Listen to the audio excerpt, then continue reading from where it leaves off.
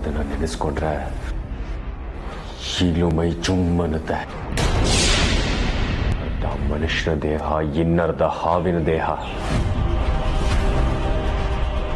ಇದು ಎಲ್ಲ ಕಲ್ಪನೆಗೂ ಪುರಾಣಕ್ಕೂ ಮೀರಿದ್ದು, ನನ್ನ ಕಣ್ಣಾರೆ ಕಂಡಿದ್ದು.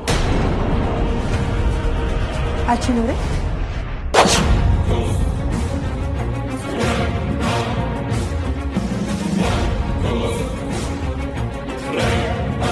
ಯಾಕೆ ರೀತಿ ಗಾಬರಿ ಆಗಿದ್ದೀರಾ? ಏನಾಯ್ತು? ನಿಮ್ಮನ್ನೇ ಕೇಳ್ತಾ ಇರೋದು. ಯಾಕೆ ರೀತಿ ಕಲ್ಲಿನ ತರ ಕುತ್ಕೊಂಡಿದ್ದೀರಾ? ಏನಾಯ್ತು ಅಂತ ಹೇಳಿ ಅರ್ಜುನವ್ರೆ. ಬರಬೇಡಿ, ಹತ್ರ ಬರಬೇಡಿ, ಅಲ್ಲೇ ನಿಂತ್ಕೊಳ್ಳಿ. ಏನಾಯ್ತು ಅರ್ಜುನವ್ರೆ? ನಾನು ನಿಮ್ಮ ಅಮೃತ. ಇಲ್ಲ ಇಲ್ಲ, ನಂಬೋದಿಲ್ಲ. ನಾನು ನಂಬೋದಿಲ್ಲ. ನಾಗಿಣಿ ಅನ್ನೋ ಸತ್ಯ ನನಗೆ ಗೊತ್ತಾಗಿದೆ.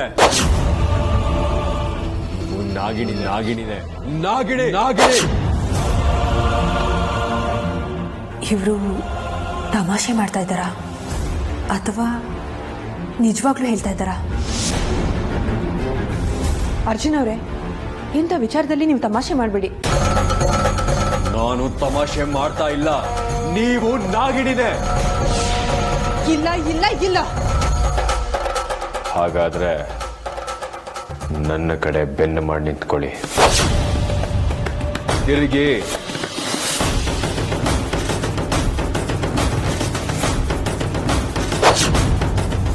ಕೂದಲನ್ನ ಸರಿಸಿ.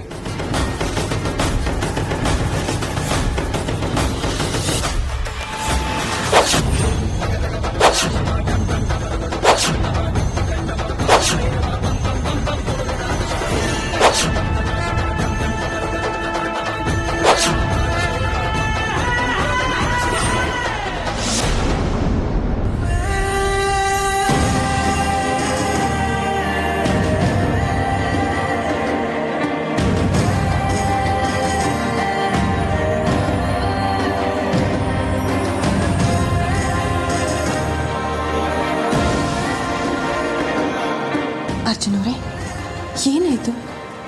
ಯಾಕೆ ಹೇಳ್ತಾ ಇದ್ದೀರಾ? ನನ್ನ ಪರಿಸ್ಥಿತಿ ಯಾವ ಪ್ರೇಮಿಗೂ ಯಾವ ಗಂಡನಿಗೂ ಬರಬಾರ್ದು ಕಣ್ರಿ. ಈಗೇನಾಯ್ತು ಅರ್ಜುನ್ ಅವರೇ? ಪ್ರೀತಿಸೋ ಹೆಂಡತಿನ ಅನುಮಾನದಿಂದ ನೋಡೋದಕ್ಕೆ ಎಷ್ಟು ಹಿಂಸೆ ಆಗುತ್ತೆ ಅಂತ ನನಗೆ ಮಾತ್ರ ಗೊತ್ತು ಅಮೃತ ಅವರೇ. ಅರ್ಥ ಆಯ್ತು ಬಿಡಿ. ನನ್ನ ಬೆನ್ನ ಮೇಲೆ ಮಚ್ಚೆ ಇಲ್ಲ ಅಂದಮೇಲೆ ನಾನೇ ನಿಮ್ಮ ಅಮೃತ ಅಂತ ಖಚಿತ ಆಯ್ತಲ್ವಾ? ಇದರಲ್ಲಿ ನಿಮ್ಮ ತಪ್ಪೇನಿದೆ ಹೇಳಿ? ಪರಿಸ್ಥಿತಿನ ಹಾಕಿದೆ ಅಲ್ವಾ? ನನ್ನನ್ನು ಕ್ಷಮಿಸಿ. ಕ್ಷಮಿಸೋ ಅಂತ ತಪ್ಪನ್ನ ನೀವೇನ್ ಮಾಡಿದ್ದೀರಾ? ನೀವು ನನ್ನ ಪ್ರೀತಿನೇ ಪ್ರಪಂಚ ಅಂತ ಅಂದ್ಕೊಂಡು ನನ್ನ ಪ್ರಾಣಕ್ಕಿಂತ ಹೆಚ್ಚಾಗಿ ಪ್ರೀತಿಸ್ತಾ ಇದ್ದೀರಾ. ಅದರಲ್ಲಿ ನಾನು ನಿಮ್ಮನ್ನ ಅನುಮಾನ ದೃಷ್ಟಿಯಲ್ಲಿ ನೋಡ್ತಾ ಇದ್ದೀನಲ್ಲ, ಅದಕ್ಕೆ ತೀರಾ ಹಿಂಸೆ ಆಗ್ತಾ ಇದೆ ಕಣ್ರಿ.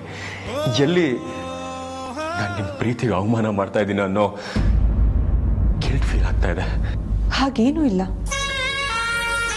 ನಿಮಗೋಸ್ಕರ, ನಿಮ್ಮ ಪ್ರೀತಿಗೋಸ್ಕರ, ನಿಮ್ಮ ಸಂತೋಷಕ್ಕೋಸ್ಕರ ಇಂಥ 100 ಅಗ್ನಿ ಪರೀಕ್ಷೆಗಳು ಬಂದರೂ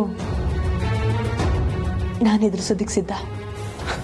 I the most luckiest person ಕಣ್ರಿ. ನಾನೇ ಭಾಗ್ಯವಂತ. ಯಾಕೆ? ನಿಮ್ಮಂತ ಹೆಂಡತಿನ ಪಡೆಯೋದಕ್ಕೆ.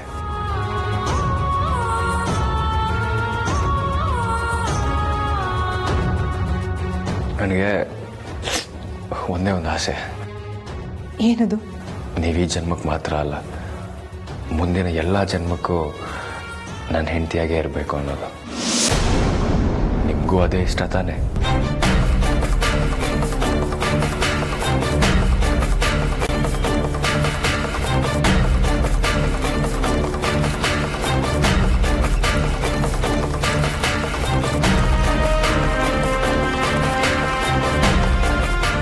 ಯಾಕೆ ಸುಮ್ಮನೆ ಆಗೋದ್ರಿ? ನಿಮ್ಮ ಆಸೆನೂ ಇದೇ ತಾನೆ?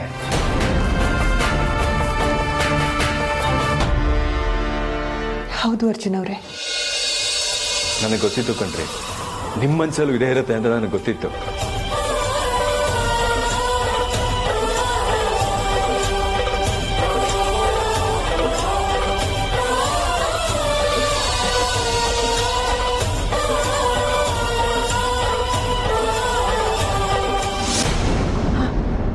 ಹಾಗೆ ನಾಳೆ ಜ್ಯೋತಿಷ್ಯನ ಬರ ಕೇಳು.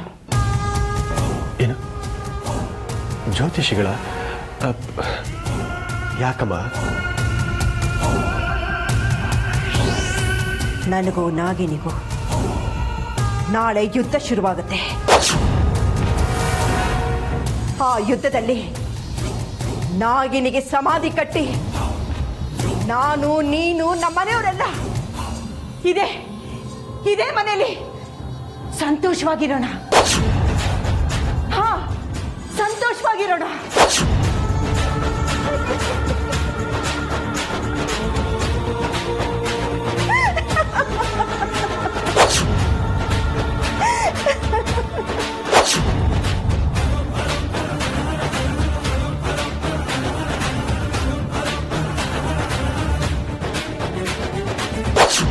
ಒಂದು ಮಾತು ಹೇಳ್ತೀನಿ, ತಪ್ಪು ತಿಳ್ಕೊಬೇಡಿ.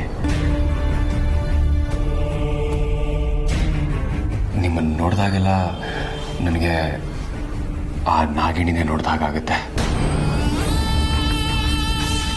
ಆ ನಾಗಿಣಿ ಯಾವಾಗ ನಿಮ್ಮ ರೂಪದಲ್ಲಿ ಬಂದು ಈ ಇಲ್ದಿರೋ ಅವಾಂತರ ಮಾಡಿ ಹೋದ್ಲೋ ಆವತ್ತಿಂದ ಅದು ನನ್ನ ಸಬ್ಕಾನ್ಷಿಯಸಲ್ಲಿ ಹಾಗೆ ಉಳ್ಕೊಂಡ್ಬಿಟ್ಟಿದೆ.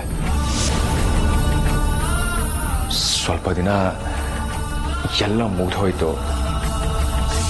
ಇನ್ನು ಮುಂದೆ ನಾನು, ನನ್ನ ಹೆಂಡತಿ, ನನ್ನ ಮನೆಯವರು ನೆಮ್ಮದಿಯಾಗಿರ್ಬೋದು.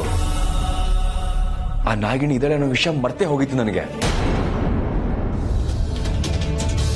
ಆದರೆ ಅವಳದು ಯಾವುದು ಮುಗಿದಿಲ್ಲ ಅನ್ನೋ ಹಾಗೆ ಮತ್ತೆ ಮತ್ತೆ ಆರಂಭ ಅನ್ನೋ ರೀತಿಲಿ ನನ್ನ ಹಿಂದೆ ಬಿದ್ದಿದ್ದಾಳೆ ಆ ನಾಗಿಣಿ.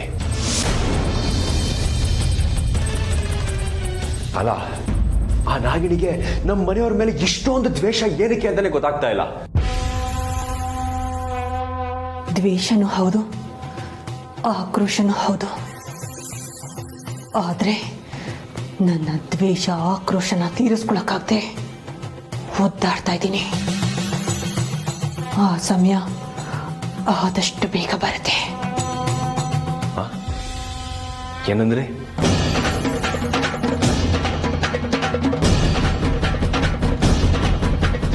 ನಾನೇನಂದೆ? ದ್ವೇಷ ಆಕ್ರೋಶ ಅಂದಾಗಾಯ್ತು. ದ್ವೇಷ ಆಕ್ರೋಶನ ನನಗ? ಯಾರ ಮೇಲೆ? ನೋಡಿ, ನೀವು ಆ ನಾಗಿನಿ ಬಗ್ಗೆ ಯೋಚನೆ ಮಾಡಿ ಮಾಡಿ ಆ ಗುಂಗಿನಿಂದ ಹೊರಗಡೆ ಬಂದೇ ಇಲ್ಲ. ಅದಕ್ಕೆ ನಿಮ್ಗೇನೇನೋ ಅನ್ನಿಸ್ತಾ ಇದೆ, ಏನೇನೋ ಕೇಳಿಸ್ತಾ ಇದೆ. ಇರಬಹುದು. ನಮ್ಮಿಂದ, ನಮ್ಮ ಕುಟುಂಬದವರಿಂದ ಆ ನಾಗಿಣಿಗೆ ಏನಾದರೂ ನಷ್ಟ ಆಗಿದ್ರೆ ಅದಕ್ಕೋಸ್ಕರ ಏನಾದ್ರು ಮಾಡಿಸ್ಬೇಕಾಗಿರೋ ಪೂಜೆನ ಮಾಡಿಸಿ ತಪ್ಪು ಕಾಣಿಕೆನೂ ಕೊಟ್ಟು ಬಿಡ್ಬಹುದು. ಆದರೆ ಅದನ್ನ ಮಾಡಿದ್ರು ಅವಳು ಹೋಗ್ತಾಳೆ ಅನ್ನೋ ನಂಬಿಕೆ ನನಗಿಲ್ಲ. ಇಲ್ಲ, ನಾಗಗಳ ಬಗ್ಗೆ ನಾನು ತಿಳ್ಕೊಂಡಿರೋ ಪ್ರಕಾರ ಕಾರಣ ಇಲ್ಲದೆ ಅವರು ಯಾರನ್ನೂ ಕಾಡೋದಿಲ್ಲ. ಅವರಿಗೆ ಬೇಕಾಗಿರೋ ವಸ್ತುಗಳು ಅಕ್ಕಪಕ್ಕ ಇದ್ರೆ ಅವುಗಳನ್ನು ಪಡ್ಕೊಳ್ಳೋದಿಕ್ಕೆ ಮನೆ ಅಕ್ಕಪಕ್ಕ ಅವ್ರುಗಳು ಸುತ್ತಾಡ್ತಿರ್ತಾರಂತೆ.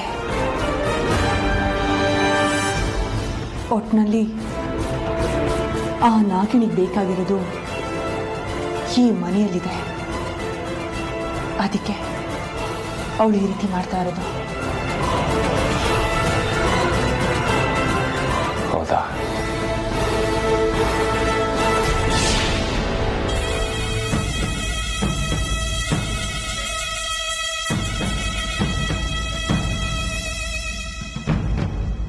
ಅಪ್ಪ, ಯಾಕೋ ಇಷ್ಟೊಂದು ಚೆನ್ನಾಗಿದೆಯಾ?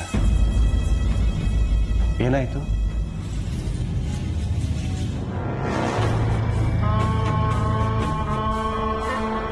ಅಪ್ಪ, ಅದು ಬನ್ನಿ, ಕುತ್ಕೋ ಬನ್ನಿ.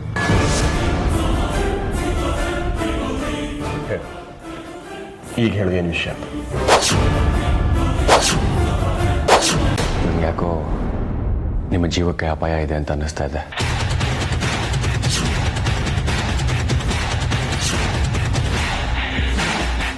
ಏನೋ ಅರ್ಜುನ್, ನೀನು ಇದಕ್ಕಿದ್ದಾಗೆ ಹೀಗೆ ಯಾಕೆ ಹೇಳ್ತಿದೀಯಾ?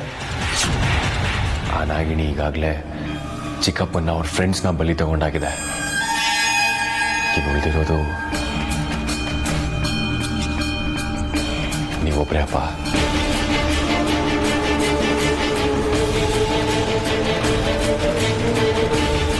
ಆ ನಾಗಿಣಿಗೆ ಬೇಕಾಗಿರೋ ಯಾವುದೋ ಮುಖ್ಯವಾದ ವಸ್ತು ನಿಮ್ಮ ಹತ್ರ ಇದೆ. ಅದಕ್ಕೆ ಆ ನಾಗಿಣಿ ನಮ್ಮ ಮನೆಯವ್ರ ಹಿಂದೆ ಬಿದ್ದಿರೋದು ಅಂತ ಅಮೃತ ಅವ್ರು ನನಗೆ ಹೇಳಿದ್ರು. ನನಗೂ ಅದಿರಬಹುದು ಅಂತ ಅನ್ನಿಸ್ತಾ ಇದೆ. ಅಪ್ಪ, ನಾನು ನಿಮ್ಮನ್ನ ಬೆಗ್ ಮಾಡ್ಕೊಂಡು ಕೇಳ್ತಾ ಇದ್ದೀನಿ, ದಯವಿಟ್ಟು ನಿಮ್ಮ ಹತ್ರ ಯಾವುದಾದ್ರೂ ಆ ಥರ ವಸ್ತು ಇದ್ರೆ ಅದನ್ನು ನಾಗಿಣಿಗೆ ಕೊಟ್ಬಿಡಿ ಅಪ್ಪ. ಪ್ಲೀಸ್, ಇಟ್ಸ್ ಮೈ ರಿಕ್ವೆಸ್ಟ್ ಅಪ್ಪ, ಪ್ಲೀಸ್.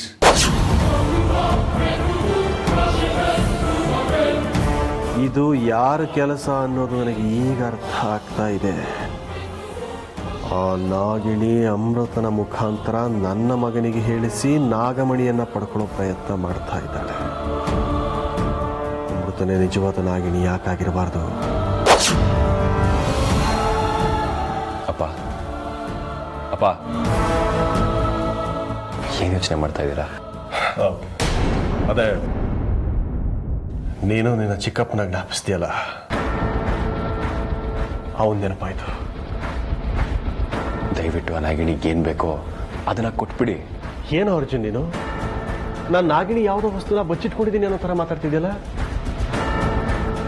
ನಿಜವಾಗ್ಲೂ ಹೇಳ್ತೀನಿ ಕೇಳು, ನಾಗಿಣಿಗೆ ಏನು ಬೇಕು ಅಂತಲೂ ಗೊತ್ತಿಲ್ಲ ನನಗೆ. ಮತ್ತೆ ಅವಳು ಯಾವ ವಸ್ತುನೂ ನನ್ನ ಹತ್ರ ಇಲ್ವೂ ಇಲ್ಲ.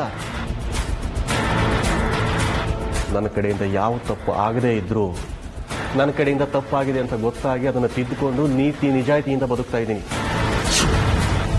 ಈಗ ನಾಗಿಣಿಗೆ ಕೊಡೋದಕ್ಕೆ ನನ್ನ ಹತ್ರ ನನ್ನ ಪ್ರಾಣ ಬಿಟ್ಟು ಬೇರೆ ಏನೂ ಇಲ್ಲ. ಅಪ್ಪ ಪ್ಲೀಸ್, ದಯವಿಟ್ಟು ಈ ರೀತಿಯೆಲ್ಲ ಮಾತಾಡಬೇಡಿ.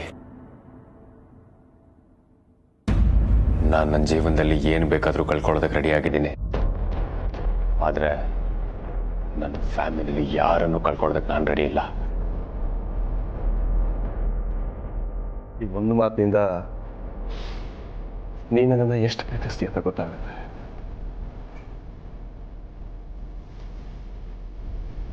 ಸರಿಯಪ್ಪ, ಗುಡ್ ನೈಟ್, ಟೇಕ್ ಕೇರ್. ಬಾಯ್.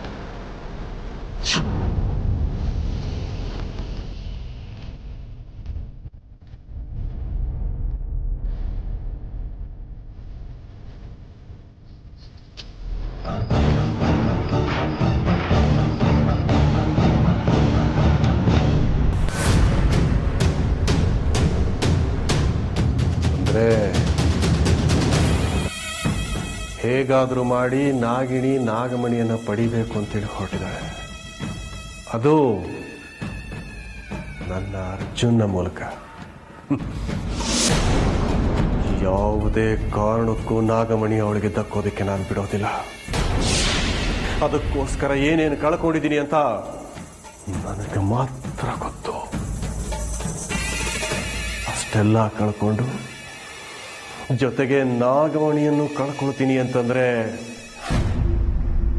ನನ್ನಂಥ ಮೂರ್ಖ ಬೇರೆ ಯಾರೂ ಇರೋದಿಲ್ಲ.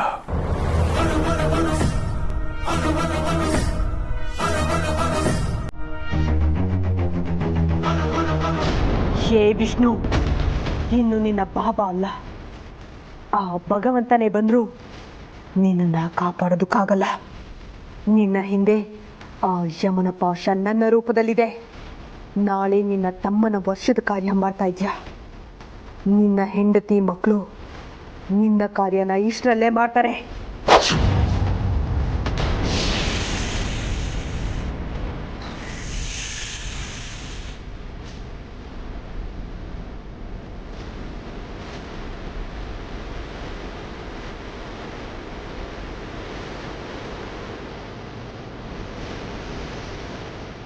ನನಗೆ ಬೇಕಾಗಿರೋದು ವಿಷ್ಣು ಹತ್ರ ಇಲ್ಲ ಅಂತ ಸುಳ್ಳು ಹೇಳ್ತಾ ಇದ್ದಾನೆ.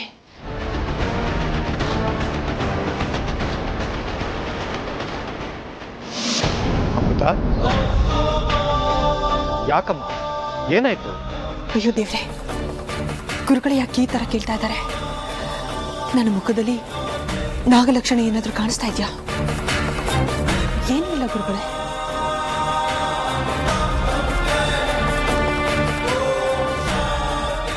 ನಾನು ನಂಬೋದಿಲ್ಲ ಅಮೃತ. ನಿನ್ನ ಮುಖದಲ್ಲಿ ಆವೇಶ, ಆಕ್ರೋಶ ನಿಶ್ಚಳವಾಗಿ ಎದ್ದು ಕಾಣ್ತಾ ಇದೆ. ನಿನ್ನ ಶತ್ರು ಇಲ್ಲೇ ಎಲ್ಲೋ ಇದ್ದಾನೆ. ಆದಷ್ಟು ಬೇಗ ಅವನನ್ನ ಬಲಿ ತಗೊಳ್ಳೋಕೆ ನೀನು ಹೊಂಚು ಹಾಕ್ತಿರೋ ಹಾಗಿದೆ.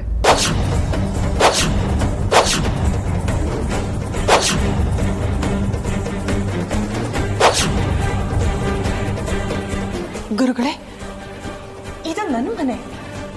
ಇಲ್ಲಿ ಶತ್ರುಗಳಿರೋದಕ್ಕೆ ಹೇಗೆ ಸಾಧ್ಯ? ಗಾಬರಿ ಆಗ್ಬೇಡ. ನಾನು ಶತ್ರುಗಳು ಅಂತ ಹೇಳಿದ್ದು ಎಲ್ಲ ಮನುಷ್ಯನಲ್ಲಿ ಇರೋ ಕಾಮ, ಕ್ರೋಧ, ಲೋಭ, ಮೋಹ, ಮದ, ಮತ್ಸರ, ಈ ಅರಿಷದ್ ವರ್ಗಗಳ. ಹೌದು ಗುರುಗಳೇ, ನೀವು ಹೇಳ್ತಾ ಇರೋದು ಸತ್ಯ.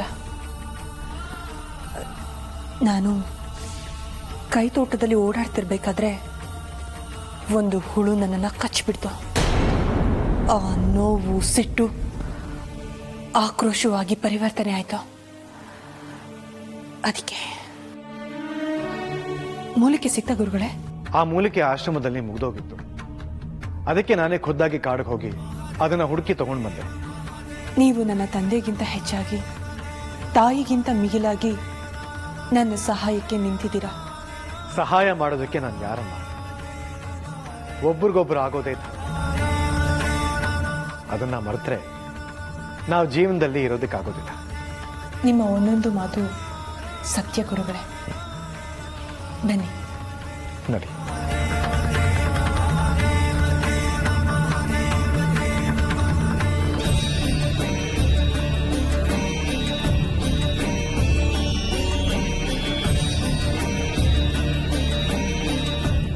ಅರ್ಜುನ್, ಈ ಮೂಲಿಕೆ ಔಷಧಿಯನ್ನು ನಿನ್ನ ಕಾಲಿಗೆ ಹಚ್ಚಿದಾಗಿಂದ ನಿನ್ನ ನೋವೇನಾದರೂ ಕಡಿಮೆ ಆಗಿದೆಯಾ?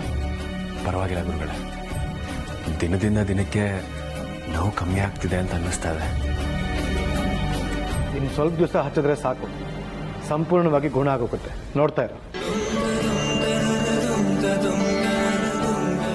ಅದು ಯಾವ ಜನ್ಮದಲ್ಲಿ ನಿಮ್ಮ ಮಗನೋ ಅಥವಾ ಅಳಿಯನೋ ಆಗಿದ್ನೋ ಗೊತ್ತಿಲ್ಲ, ಇಷ್ಟೊಂದು ಸೇವೆ ಮಾಡ್ತಾ ಇದ್ದೀರಾ. ನಿಮ್ಮ ಈ ಋಣನ ನಾನು ಹೇಗೆ ತೀರಿಸ್ಬೇಕು ನನಗೆ ಗೊತ್ತಾಗ್ತಾ ಇಲ್ಲ. ಋಣದ ಮಾತಲ್ಲ ಯಾಕಪ್ಪ.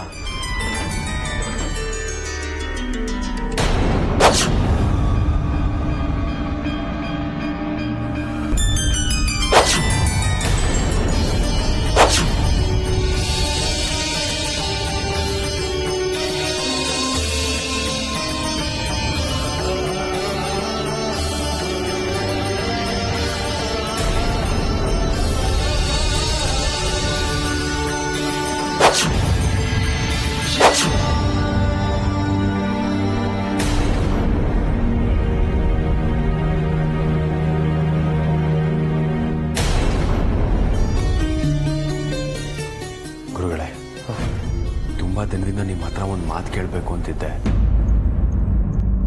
ಯಾವಾಗಲೂ ನಿಮ್ಮ ಕಣ್ಣು ಈ ಮಾಲೆ ಕಡೆನೇ ಹೋಗುತ್ತಲ್ಲ, ಯಾಕೆ? ಯಾಕೆ ಅನ್ನೋದು ನನಗೂ ಗೊತ್ತಿಲ್ಲ ಅರ್ಜುನ್. ಈ ಮಾಲೆ ನೋಡ್ತಾ ಇದ್ರೆ ನನ್ನಲ್ಲಿ ಏನೋ ಒಂದು ಆನಂದ ಮೂಡಿ ಬರುತ್ತೆ.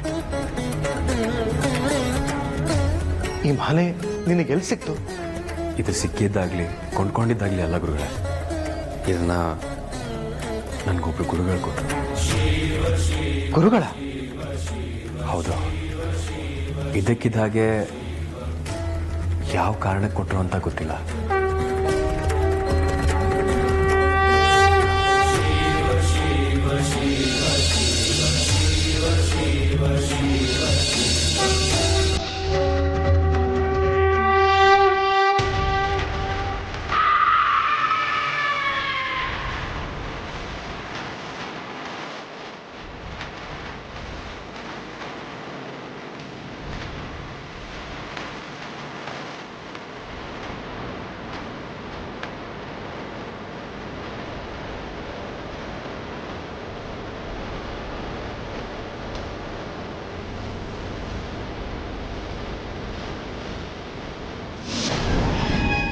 ಇದನ್ನ ನಿನ್ನ ಅದೃಷ್ಟ ಅಂತ ಅನ್ಕೋಬೇಕು, ದುರಾದೃಷ್ಟ ಅಂತ ಅನ್ಕೋಬೇಕು, ನನಗೆ ಗೊತ್ತಿಲ್ಲ. ನನ್ನಿಂದಾನೇ ಸತ್ತು ನಿನ್ನ ಚಿತ್ರಕ್ಕೆ ನನ್ನಿಂದಾನೇ ಹಾರ ಹಾಕಿಸ್ಕೊತಾ ಇದೆಯಾ?